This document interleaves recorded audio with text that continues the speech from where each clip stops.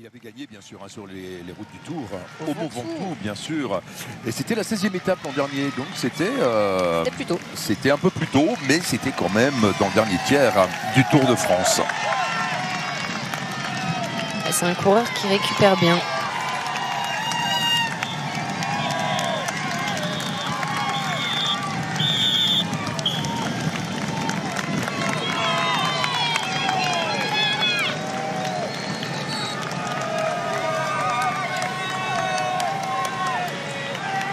Et d'ailleurs, lorsque Valentin Parepin s'était imposé l'an dernier au Ventoux, il y a un coureur qui avait joué un rôle très très important.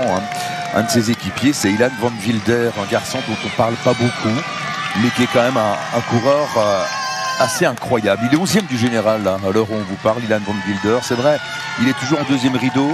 On ne le voit jamais aux avant-postes, mais fait partie de ces garçons essentiels dans l'équilibre d'une équipe. Et son rôle l'an dernier avait été primordial pour porter Valentin Parepin vers la victoire. Ouais, Ilan Van Wilder qui normalement était vraiment l'équipier modèle de Remco Evenepoel jusqu'à l'an dernier. Cette année, il peut rouler pour lui.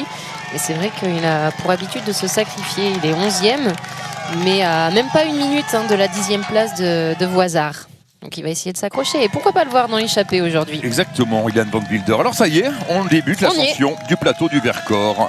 Alors depuis l'agglomération grenobloise, il y a deux portes d'accès. Une route qui part de Sassenage, celle que les coureurs empruntent, et une part Cessin. C'est la route par laquelle ils vont descendre, tout simplement. Je sens que vous allez nous faire la fameuse blague, non? C'est quoi la fameuse blague? Vous ne connaissez pas? On dit que depuis ces extraordinaires rochers qu'on appelle les trois pucelles, on voit trois villes, la ville de Saillant, de Vif et de Cessin. Quand vous le dites dans un autre ordre, ça veut dire on voit Cessin, Vif et Saillant. Oui, les trois pucelles, ces rochers emblématiques qui dominent Grenoble. Je ne sais pas si on va les voir, c'est prévu sur votre book, Franck? C'est pas sur le book, mais j'espère qu'on va les apercevoir. Oui.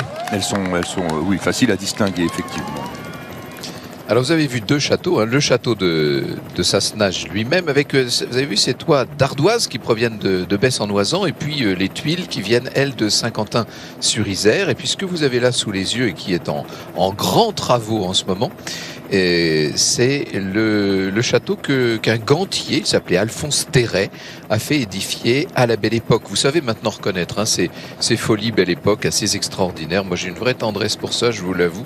Ces châteaux un peu extravagants, en l'occurrence ce château de Beauvoir sur des bases médiévales bien sûr.